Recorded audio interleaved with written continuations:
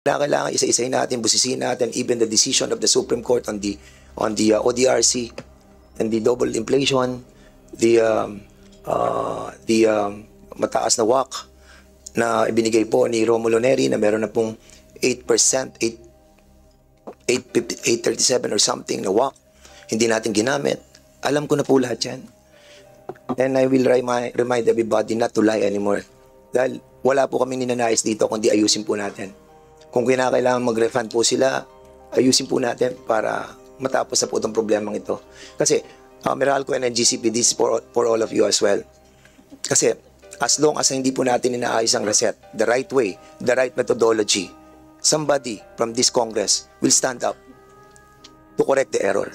Tandaan po natin yun. And to the ERC, hindi po kayo makakatakas dito. As what I've said, when you visited me in my office years ago, sinabi ko, hahabulin kayo ng panahon. Kaya sana po itama na po natin. May errors pa po. Sige po, maraming salamat, Mr. Chairman.